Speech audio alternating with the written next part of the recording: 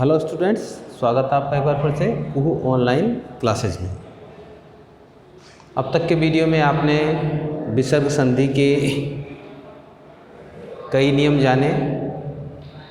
इन नियमों में जो सबसे महत्वपूर्ण नियम है वह है विसर्ग का जो तीनों श है उनमें परिवर्तन होना।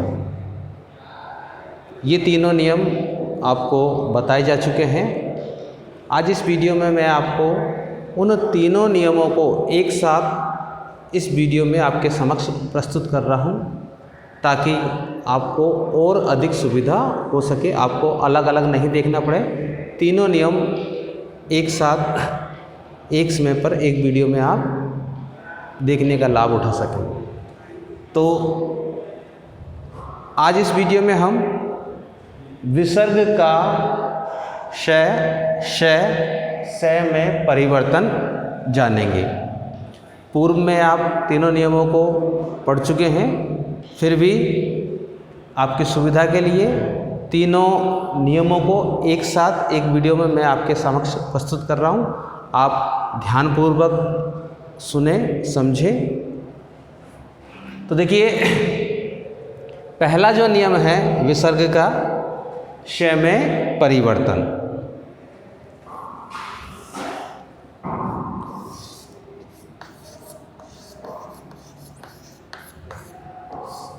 विसर्ग का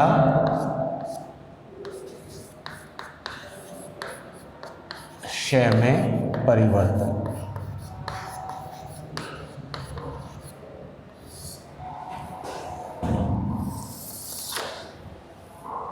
तो देखिए, विसर्ग श में किस प्रकार से बदलता है। तो नियम है विसर्ग से पहले कोई स्वर हो। ये विसर्ग है हमारा और इससे पहले कोई स्वर हो। विसर्ग से पहले कोई स्वर हो और विसर्ग के बाद च, छ या श हो तो इस विसर्ग का हो जाता है श। संक्षेप में बता रहा हूँ आपको मैं, ताकि आपको आसानी से याद हो जाए। विसर्ग से पहले कोई स्वर हो और विसर्ग के बाद च, छ या श हो तो विसर्ग किस में बदल जाएगा? श में परिवर्तित हो जाता है।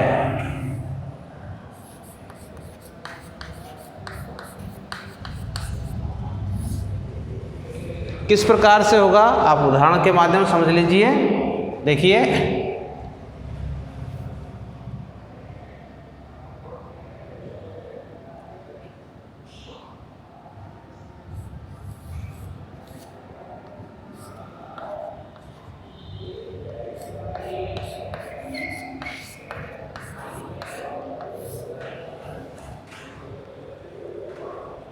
यहाँ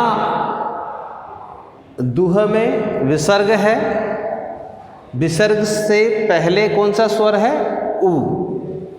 तो ये विसर्ग रहा और ये स्वर रहा हमारा उ। यहाँ बचा द।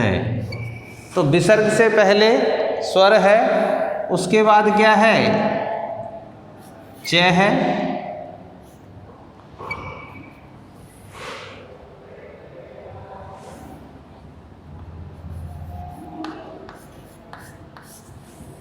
तो नियम के अनुसार विसर्ग किस में बदल जाएगा? श में। तो ये आपका विसर्ग बदल जाता है किस में? श में। श में बदल गया।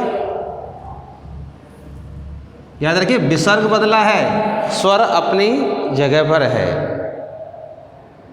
तो विसर्ग का हो गया श, दुष और चिंता अपनी जगह पे ही है।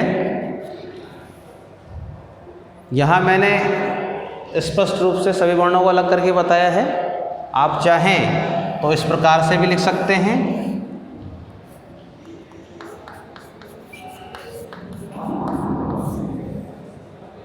विसर्ग से पहले ऊ है, उसके बाद च है। दुश्चिंता मिलाने पर क्या बनेगा हमारा? दुश्चिंता।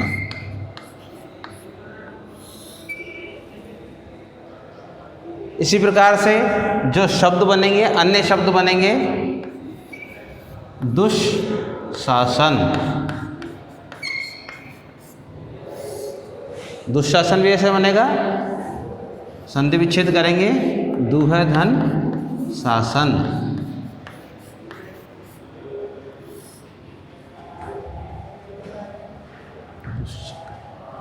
और देखिए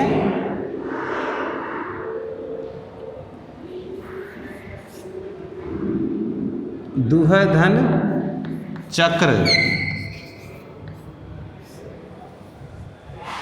विसर्ग से पहले स्वर है, उसके बाद च है, तो क्या बन जाएगा? दुष्चक्र। तो इस प्रकार से ये विसर्ग समय परिवर्तन होता है और इस प्रकार संधि शब्दों का निर्माण होता है।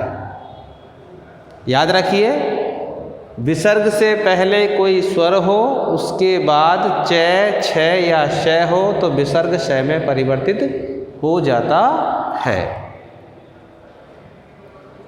प्रश्न जो पूछा जाता है किस प्रकार से पूछा जाता है? एक तो संधि विच्छेद दे दिया, तो संधि विच्छेद दे दिया तो आपको नियम ध्यान में रखना पड़ेगा। संधि पद दे दिया तो फिर आपको दोनों का संधि विच्छेद करना पड़ेगा। तो इस प्रकार से आपको ध्यान में रखना है। उसके बाद दूसरा नियम क्या है हमारा भाई? विसर्ग का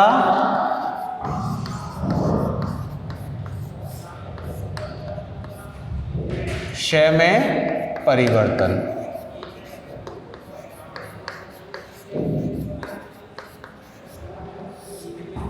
अब ये परिवर्तन कैसे होगा भाई? देखिए,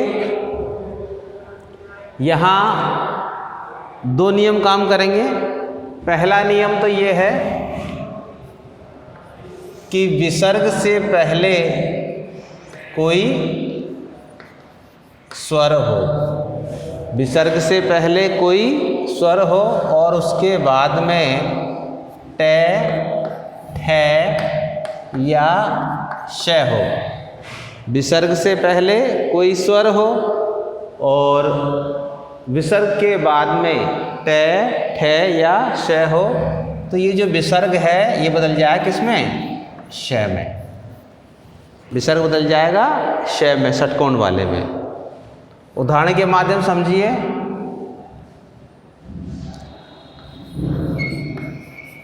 धनु है, धन टंकार। विसर्ग है, विसर्ग से पहले ऊ है, विसर्ग के बाद ट है, तो हमारा विसर्ग बदले किसमें? श में। तो बन गया आपका धनुष टंकार।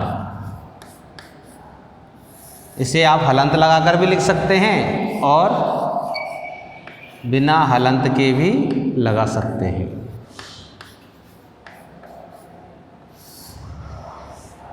इसी प्रकार से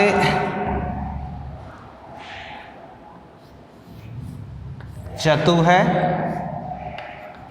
धन षष्ठी।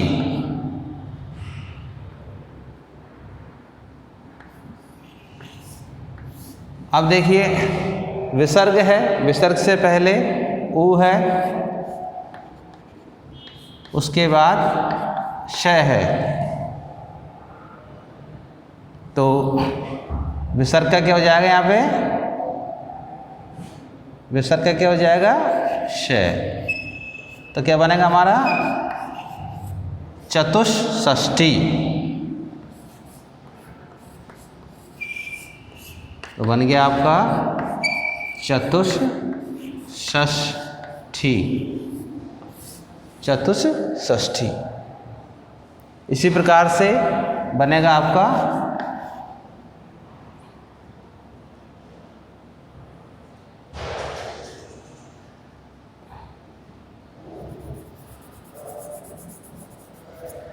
तो एक नियम तो ये हो गया आपका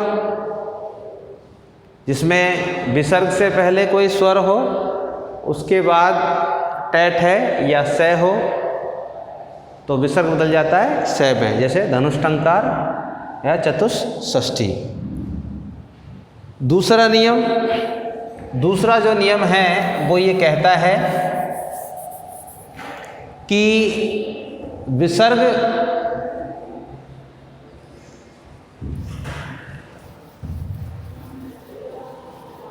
से पहले ए आ नहीं होना चाहिए। ए आ को छोड़कर दूसरा नियम ये कहता है ए आ को छोड़कर, ए आ को छोड़कर कोई स्वर हो, ए आ नहीं होना चाहिए, बाकी कोई सा भी स्वर होगा, कोई स्वर हो और विसर्ग के बाद कै खे या पै फै हो तो विसर्ग बदल जाएगा आपका श में। ये दूसरा नियम है। पुनः सुनिए, विसर्ग से पहले ए आ को छोड़कर कोई स्वर हो और विसर्ग के बाद कै खे या पै फै हो तो विसर्ग बदल जाएगा आपका श में। कैसे बदल जाएगा तो देखिए उदाहरण, निह धन फल,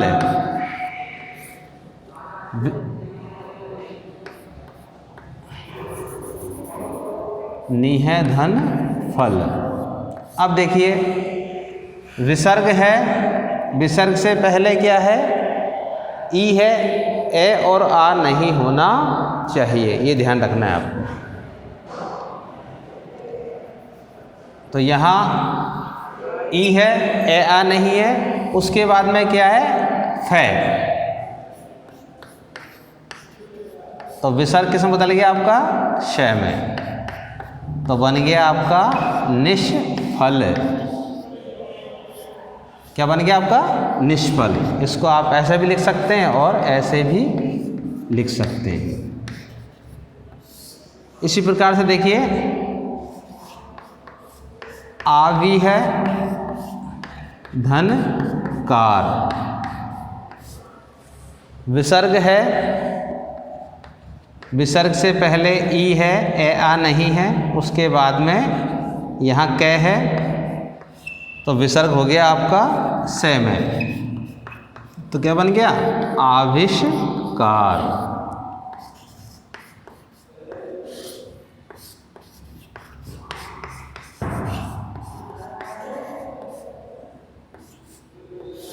तो इस नियम के अनुसार जो शब्द बनेंगे वो निम्न है, जैसे निष्कंटक, इसी नियम के अनुसार बनेगा।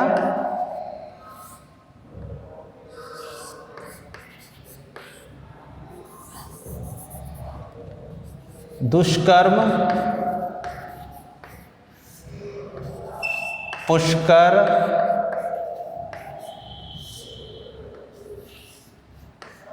चतुष्पाद, ये जो उदाहरण हैं इसी नियम के अनुसार कार्य करेंगे। तो ये हो गया हमारा विसर्ग का श में परिवर्तन। अब तीसरा नियम रहा हमारा विसर्ग का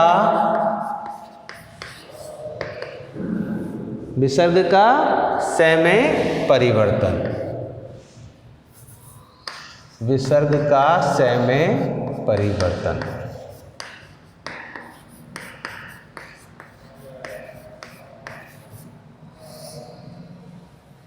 विसर्ग का स में परिवर्तन। अब देखिए विसर्ग स में कब परिवर्तित होगा? तो याद रखिए पहला जो नियम है, पहला नियम क्या है? यहाँ भी दो नियम काम करेंगे। पहला नियम है विसर्ग से पहले कोई स्वर हो, विसर्ग से पहले कोई स्वर हो और उसके बाद में त, थ या से हो। विसर्ग से पहले कोई स्वर हो, उसके बाद में क्या हो? त, थ या से। तो आपका जो विसर्ग है ये किस में बदल जाएगा? से में बदल जाएगा। किस प्रकार से? देखिए, निह धन तार,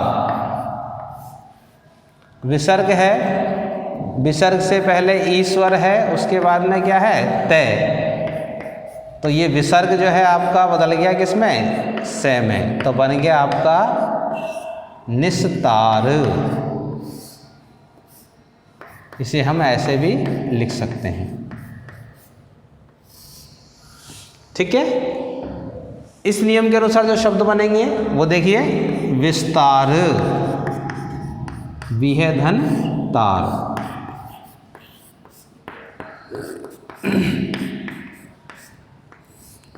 निस्तेज,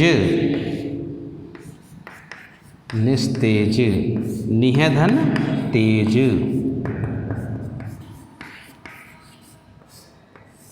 नमस्ते, नमः धन ते।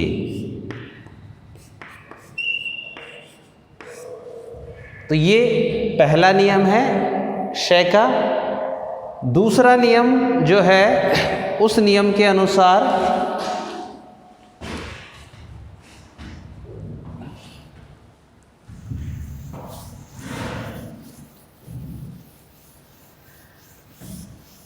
दूसरा नियम क्या है? विसर्ग से पहले ए आ हो, विसर्ग से पहले ए आ हो और विसर्ग के बाद में कै, खे या पै फे हो। विसर्ग से पहले ए आ हो और विसर्ग के बाद में कै, खे या पै फे हो, तो आपका जो विसर्ग है किस में बदल जाएगा? शय में बदल जाएगा। किस प्रकार से? देखिए, नम है धन कार, नमस्ते में विसर्ग के बाद तय था, यहाँ विसर्ग के बाद में कै है। तो विसर्ग है, विसर्ग से पहले ए स्वर है, उसके बाद में कै है, तो बन गया आपका नमस्कार। विसर्ग आपका शय में बदल गया। ये जो विसर्ग है ये शय में परिवर्तित हो गया है, तो बन गया है नमस्कार। इसी प्रकार से वनस्पति, वनः धन पति, नियम के अनुसार चलें। विसर्ग है, विसर्ग से पहले ए है, विसर्ग के बाद में पै है, तो विसर्ग बदल गया आपका से में, तो बन गया आपका वनस्पति। इसी प्रकार से जो शब्द बनेंगे देख लीजिए आप। बृहस्पति, इसी प्रकार से बनेगा व्रीह धन पति। इसी प्रकार से वाचस्पति, इसी प्रकार से तिरस्कार, इसी प्रकार से पुरस्कार आदि शब्द बनेंगे। आप इसका स्क्रीनशॉट लेकर के उतार सकते हैं, याद कर सकते हैं। तो आशा करता हूँ आपको विसर्ग का शय, क्षय में परिवर्तन, ये नियम समझ में आ गया होगा। ये बेहद ज़रूरी है विसर्ग संधि के लिए, क्योंकि सबसे ज़्यादा जो उदाहरण चलते हैं वो इन्हीं तीनों शव के चलते हैं। तो इजाज़त दीजिए, याद करते रहिए, वीडियो देखते रहिए, लाइक करते रहिए, सब्सक्राइब करते रहिए, कमेंट करते रहिए। मिलते हैं अगले वीडियो में अगले नियम के साथ में। धन्यवाद।